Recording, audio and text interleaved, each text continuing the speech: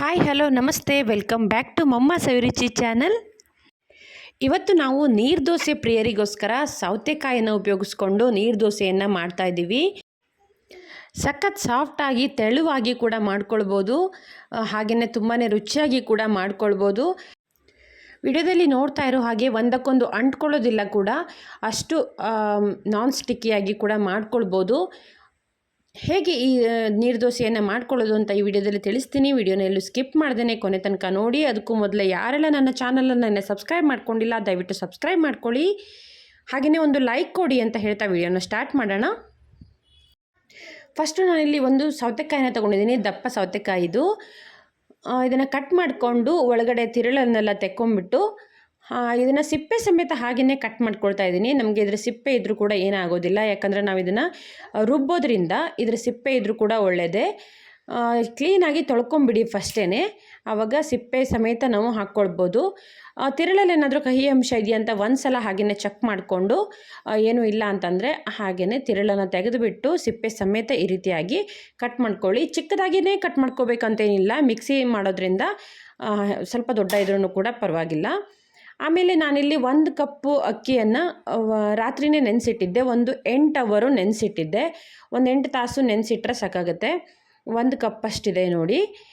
ಕ್ಲೀನಾಗಿ ತೊಳೆದ್ಬಿಟ್ಟು ಒಂದು 8 ತಾಸು ನೆನೆಸಿಟ್ಟಿದ್ದೆ. ಇವಾಗ ಇದನ್ನು ಮಿಕ್ಸಿ ಜಾರ್ಗೆ ಹಾಕ್ಕೊಳ್ಳೋಣ.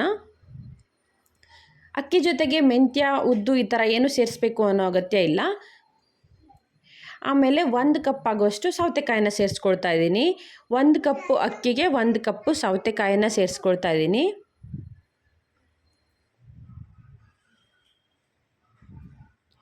ನಾವು ಈ ಸೌತೆಕಾಯಿ ಹಾಕೋದ್ರಿಂದ ನೀರಿನ ಅಂಶ ಜಾಸ್ತಿ ಇರುತ್ತೆ.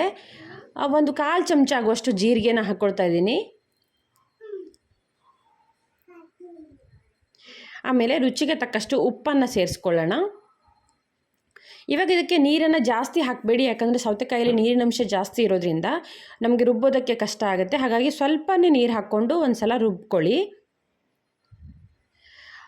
ನೀರು ದೋಸೆಗೆ ಬೇಕಾಗುವಷ್ಟು ನೈಸಾಗಿ ರುಬ್ಕೋಬೇಕು, ನುಣ್ಣಗೆ ರುಬ್ಕೋಬೇಕು. ಎಷ್ಟಾಗುತ್ತೋ ಅಷ್ಟು ನುಣ್ಣಗೆ ರುಬ್ಕೊಂಡ್ರೆ ದೋಸೆ ಹಾಕಲಿಕ್ಕೆ ತುಂಬ ಚೆನ್ನಾಗಿ ಬರುತ್ತೆ. ಇವಾಗ ಇದನ್ನು ಒಂದು ಬೇರೆ ಪಾತ್ರೆಗೆ ಹಾಕ್ಕೊಳ್ಳೋಣ. ಹಾಗೆಯೇ ಮಿಕ್ಸಿ ಜಾರ್ನ ತೊಳೆದ್ಬಿಟ್ಟು ಸ್ವಲ್ಪ ಹಾಕ್ಕೊಳ್ಳಿ. ನಾವು ಯಾಕಂದರೆ ತೆಳ್ಳಗೆ ಮಾಡೋದ್ರಿಂದ ಸ್ವಲ್ಪ ನೀರು ಬೇಕಾಗುತ್ತೆ. ನೋಡಿ, ನಾನು ಈ ಹದದಲ್ಲಿ ಮಾಡ್ಕೊಳ್ತಾ ಇದ್ದೀನಿ. ನೈಸಾಗಿಯೇ ರುಬ್ಕೊಂಡಿದ್ದೀವಿ. ಈ ಹದದಲ್ಲಿದ್ದರೆ ಸಾಕಾಗತ್ತೆ, ಕರೆಕ್ಟಾಗಿ ಬರುತ್ತೆ. ಇವಾಗ ನಾವು ಇದನ್ನು ಹಾಗೆಯೇ ಇಡಬೇಕು ಅನ್ನೋ ಅಗತ್ಯ ಏನಿಲ್ಲ, ಆಗಿಂದಾಗಲೇ ರುಬ್ಬಿ ಆಗಿಂದಾಗಲೇ ಮಾಡ್ಕೊಳ್ಬೋದು. ಕಾವಲಿನ ಕಾಯ್ಲಿಕ್ಕಿಟ್ಟು ಸ್ವಲ್ಪ ಎಣ್ಣೆನ ಹಚ್ಕೊಳ್ಳೋಣ. ತುಪ್ಪ ಬೇಕಂದ್ರೂ ಕೂಡ ಹಚ್ಕೊಳ್ಬೋದು. ನಾನಿಲ್ಲಿ ಎಣ್ಣೆ ಹಚ್ಕೊಳ್ತಾ ಇದ್ದೀನಿ. ಕಾವಲಿ ಕಾದ್ಮೇಲೆ ದೋಸೆನ ಹಾಕ್ಕೊಳ್ಳೋಣ. ಈ ರೀತಿ ನೀವು ನೀರು ದೋಸೆನ ಯಾವ ರೀತಿ ಹಾಕ್ಕೋತೀರೋ ಅದೇ ರೀತಿಯಾಗಿಯೇ ಹಾಕ್ಕೊಳ್ಬೇಕು.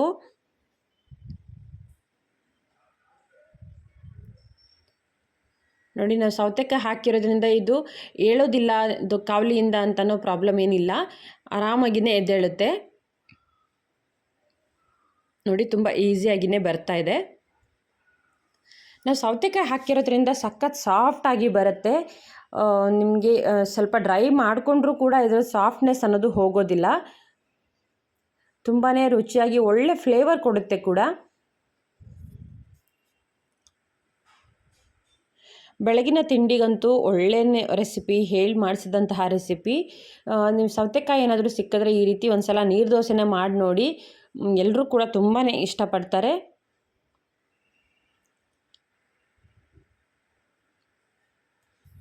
ನೀವು ಎಷ್ಟು ತೆಳ್ಳಗೆ ಬೇಕು ಅಷ್ಟು ತೆಳ್ಳಗೆ ಕೂಡ ಹಾಕ್ಕೊಳ್ಬೋದು.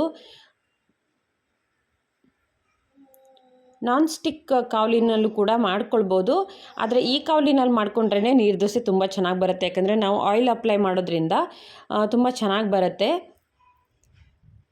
ನೋಡಿದ್ರಲ್ಲ ಎಷ್ಟು ಈಸಿಯಾಗಿ ಸೌತೆಕಾಯಿಯ ನೀರು ದೋಸೆಯನ್ನು ಮಾಡ್ಕೊಂಡ್ವಿ ಅಂತ.